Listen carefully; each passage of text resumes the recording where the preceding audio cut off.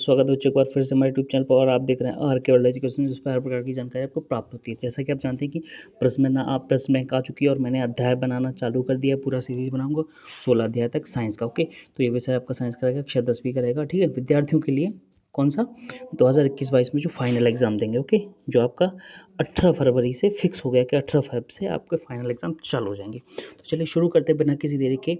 ये वाला अध्याय आगे वाला जो मैं बता रहा हूँ कि अध्याय मैं चालू कर रहा हूँ, पहले वीडियो डाल चुका हूँ। ये अध्याय 3 का क्वेश्चन आंसर अकेले हैं मेरे पास। ठीक है, क्वेश्चन आंसर इस वीडियो में, उससे पहले एक वीडियो बना ली मैंने, उसमें ओटी पूरे दे दिए, उनके सारे आंसर दिए। इसमें सब जो क्वेश्चन है उनके आंसर बताऊंगा मैं। चलिए शुरू करते हैं बिना किसी देरी के। क्वेश्चन आपको बता देता हूँ क्वेश्चन क्या क्या है। देखिए अति लघु उत्तरीय आएंगे इसमें से सब, क्योंकि एक 4 नंबर का पूछा जाएगा और बाकी 6 नंबर के क्या पूछे जाएंगे आपसे इस अध्याय में से ओटी पूछे जाएंगे। तो ओटी मैंने आपको सारे बता दिए। अब क्वेश्चन आंसर है अति लघु उत्तरीय वाले। पहला है रासायनिक गुणधर्मों के आधार पर धातु एवं अधातु के दो अंतर लिखना है। संक्षारण कैसे कहते हैं। लोहे को जंग से बचाने के 2 उपाय है। उभयधर्मी ऑक्साइड क्या होते हैं। 2 उभयधर्मी ऑक्साइडों का उदाहरण। गर्म जल का टैंक बनने में तांबे का उपयोग होता है परंतु इस्पात का नहीं। इसका कारण भौतिक गुण धर्मों के आधार पर धातु एवं अधातु के 2 अंतर लिखना है। एनोडीकरण किस प्रकार एल्यूमिनियम को संक्षारण से बचाता है। उभयधर्मी ऑक्साइड किसे कहते हैं, एक उदाहरण लिखिए। इसमें एक देना था, यहाँ पे 2 क्वेश्चन पूछ लिए एक से, कोई दिक्कत नहीं है।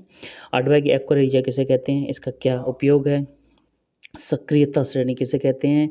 और लास्ट है आपका अभिक्रियाशील धातु को तनु हाइड्रोक्लोरिक अम्ल में डाला जाता है तो कौन सी गैस निकलती है। आयरन के साथ एक तनु अम्ल मतलब तनु सल्फ्यूरिक अम्ल मतलब H2SO4 अम्ल की रासायनिक अभिक्रिया लिखी है। ओके, ये सारे क्वेश्चन मैं आपको बता दी और आप स्क्रीनशॉट ले लीजिए, सबसे बेस्ट चीज़ है स्क्रीनशॉट ले लीजिए। टाइम दे दिया आपको। अब चलते हैं क्वेश्चन और आंसर पे। तो सीधा मैं आपको क्वेश्चन आंसर बता देता हूँ। पहला क्वेश्चन है रासायनिक गुणधर्मों के आधार पर धातु एवं धातु में अंतर बताना आपको। चलिए, तो पहले का आंसर ये हो जाएगा। ओके, रासायनिक गुणधर्मों के आधार पर धातु एवं धातुओं के विभेद या अंतर। उसमें पूछा गया है 2, हम बता देते हैं आपको 4। इसमें से आपको कोई 2 याद कर लेना, रट लेना। ये पे 4 ही रट लेना, ज़्यादा बड़ा नहीं है। पहला ये अपचायक होती है, दूसरा ये उपचायक होती है। इनके ऑक्साइड क्षारीय होते हैं लेकिन इनके ऑक्साइड अम्लीय या उदासीन होते हैं। तीसरा, ये अम्लों से अभिक्रिया करके प्राय हाइड्रोजन स्थापित करती है लेकिन ये अम्लों से अभिक्रिया नहीं करती। ओके, या क्रिया या अभिक्रिया नहीं करती। आगे कि ये विद्युत धनात्मक तत्व है लेकिन ये विद्युत ऋणात्मक तत्व है। ये आपका कंप्लीट होता है। आगे बढ़ते हैं। अगला क्वेश्चन है कि संक्षारण किसे कहते हैं। लोहे को जंग से बचाने के 2 उपाय, दूसरा। ठीक है, चलिए आगे बढ़ते हैं। तो क्या आपका आंसर संक्षारण को प्रभावित कर संक्षारण की सुरक्षा के 2 तरीके। ठीक है, आगे कुछ धातु नमी की उपस्थिति में वायुमंडल की ऑक्सीजन से क्रिया करके ऑक्साइड या हाइड्रोक्साइड बनाती हैं। क्या क्या बनाती हैं, ऑक्साइड एवं हाइड्रोक्साइड बनाती है। ठीक है, ऑक्साइड और OH। ठीक है, O और OH हाइड्रोक्साइड उसको बोलते हैं। इस प्रकार उस धातु का क्षरण हो जाता है, इस क्रिया को संक्षारण कहते हैं। तथा अब क्या 2 तरीके बताने हैं आपको। चलिए आंसर बता देता हूँ। तो इसका आंसर थोड़ा सा अलग था तो ये बता दिया कि बचाने के उपाय क्या है। यशद लेपन क्या होता है, लोहे पर जस्ते की परत चढ़ा देना। दूसरा होती है क्रोमियम लेपन, लोहे पर क्रोमियम की परत चढ़ा देना। 2 हो गए इसके बचाने के उपाय। चलिए आगे बढ़ते हैं। अभी हम बात कर लेते हैं कि उभयधर्मी ऑक्साइड क्या होते हैं। 2 उभयधर्मी ऑक्साइडों का उदाहरण दीजिए। ठीक है, चलिए बताए तो आंसर। चलिए, ये इसका आंसर है कि उभयधर्मी ऑक्साइड क्या होते हैं, जो ऑक्साइड अम्लीय एवं क्षारीय दोनों गुणों को प्रदर्शित करते हों वे उभयधर्मी ऑक्साइड कहलाते हैं।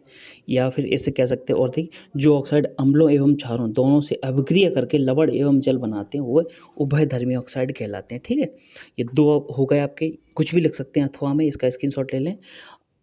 उदाहरण के तौर पे एल्यूमिनियम ऑक्साइड Al2O3 और जिंक ऑक्साइड ZnO। ठीक है, चलिए आगे बढ़ते हैं। ये है आपका अगला कि गर्म जल का टैंक बनने में तांबे का उपयोग होता है परंतु इस्पात का नहीं। इसका कारण बताएंगे। चलिए आंसर बताइए। इसका आंसर ये रहा, देख सकते हैं आप। स्क्रीनशॉट ले लीजिए, सबसे अच्छा पहले स्क्रीनशॉट ले लीजिए। ओके, थोड़ा सा मैं ऊपर करता हूँ उसको आराम से। उसके बाद मैं आपको बताता हूँ क्या है कि तांबा इस्पात लोहे की एक मिश्र धातु से कहीं अधिक ऊष्मा का चालक होता है। ठीक है, इसलिए गर्म पानी का टैंक बनने में तांबे का उपयोग होता है परंतु इस्पात लोहे का एक मिश्र धातु, इस्पात क्या होता है, लोहे की मिश्र धातु होता है, का नहीं होता है। इसलिए हम किसका यूज़ करते हैं, गर्म जल में टैंक बनने से तांबे का उपयोग करते हैं। ठीक है, इस्पात का नहीं करते। ठीक, चलिए आगे बढ़ते हैं। अब आ जाते हैं अगले क्वेश्चन पे 5वें पे कि भौतिक गुणधर्मों के आधार पर धातु एवं अधातु में 2 अंतर लिखना है। पहले क्या था रासायनिक गुणधर्मों पर, अब आ गया भौतिक गुणधर्मों पर। तो चलिए इसका आंसर ही बता देता हूँ मैं। तो आपका आंसर ये रहा, मैंने यहाँ पे 5 दे दिए हैं, आप इसमें से 2 या 3 जितना भी करना चाहो कर सकते हो, आपकी मर्जी है, वैसे 5 कर लो और अच्छी बात है। देखिए पहला है कि धातु प्राय ऊष्मा एवं विद्युत की सुचालक होती है, लेकिन अधातु क्या होती है, प्राय ऊष्मा की एवं विद्युत की कुचालक होती है। परंतु कार्बन का एक अपर रूप ग्रेफाइट विद्युत का सुचालक होता है, वो क्या होता है, ग्रेफाइट अधातु होती है। ओके, याद रखना ये ग्रेफाइट अधातु होती है। अगर पूछ लिया जाए कि ग्रेफाइट कैसी है, कैसी चीज़ है, धातु अधातु दोनों या फिर कुछ भी नहीं, तो आपको क्या करना है, अधातु है, ठीक है। लेकिन ये सुचालक होती काय की, कार्बन का एक अपर रूप है ग्रेफाइट सुचालक होती है। दूसरा है धातुएं प्रायः अधातुवर्धनीय होती हैं, लेकिन अधातुएं में यह गुण नहीं होता है। तीसरा है कि धातु प्रायः तन्य होती हैं, धातु में गुण धर्म नहीं होता है, गुण नहीं होता, ठीक है। आगे धातु प्रायः ध्वनिक होती हैं, अधातु अध्वनिक होते हैं। ध्वनिक का मतलब है अगर आप उसको टकराओगे या फिर किसी भी चीज़ से, या फिर कोई बेलन जैसा लोगे, उसमें खोखला बेलन हो, उसमें बोलोगे ना, तो आराम से वो ध्वनि निकल जाएगी, उस साइड निकल जाएगी। आगे के धातु प्रायः कठोर होती हैं, परंतु क्षारीय धातु मुलायम होती हैं। लेकिन अधातुओं में कठोरता का गुण नहीं होता, अधातु एकदम सॉफ्ट होती हैं। ये आपका कंप्लीट होता है। आगे बढ़ते हैं, चलिए आगे देख लेते हैं। आगे क्या है कि एनोडीकरण किस प्रकार एल्यूमिनियम को संक्षरण से बचाता है, ये आपको देखना है। बस इस बता दूं मैं आपको, मैंने अभी हाल बताया था ना कि एनोडीकरण क्या होता है, इसका क्लियरेंस नहीं है मेरे पास। ऐसा कर सकते हैं आप कि इसको आप चेक कर लीजिए, गूगल पे या बुक में मिल जाएगा आपको, पक्का है, मुझे पता है।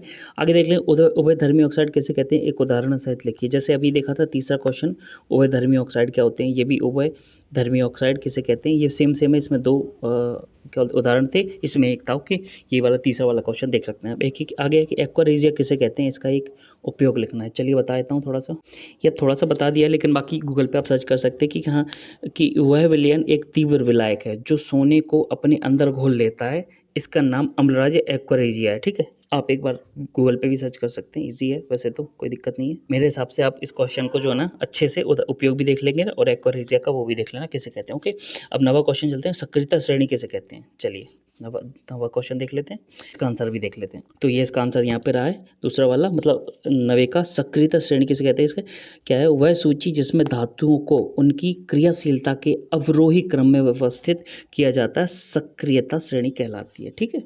एक बार अच्छे से आप स्क्रीनशॉट ले लीजिए, अच्छे से पढ़ लीजिए, आपको वैसे ही रट जाएंगे पहली बार में, बहुत ईजी है। चलिए आगे बढ़ते हैं। लास्ट क्वेश्चन बचा है कि अभिक्रियाशील धातु को तनु हाइड्रोक्लोरिक अम्ल में डाला जाता है, कौन सी गैस निकलती है, और आयरन के साथ तनु सल्फ्यूरिक अम्ल की रासायनिक अभिक्रिया भी लिखी है। चलिए इसका आंसर बता देता हूँ। तो चलिए इसका आंसर ये रहा पूरा का पूरा। क्या है इसका आंसर, जब अभिक्रियाशील धातु को तनु हाइड्रोक्लोरिक अम्ल में डाला जाता है तो हाइड्रोजन गैस निकलती है। कौन सी गैस निकलती है यहाँ पे, हाइड्रोजन, ठीक। और हम इसका क्या अभिक्रिया देख लेते हैं, H2SO4 मतलब सल्फ्यूरिक अम्ल का।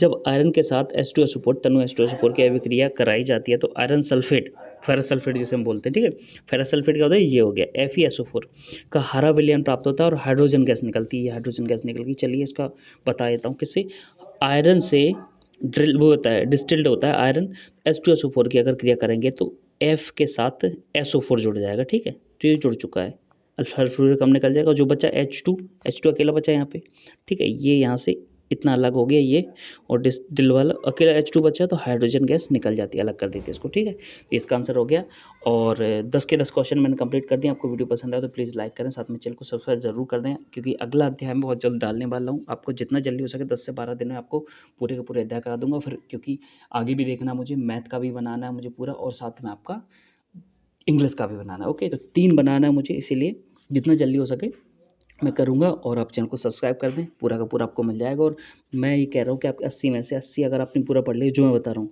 80 के 80 आपको आंसर प्राप्त हो जाएंगे। चलिए मिलता हूँ अगली वीडियो में, धन्यवाद।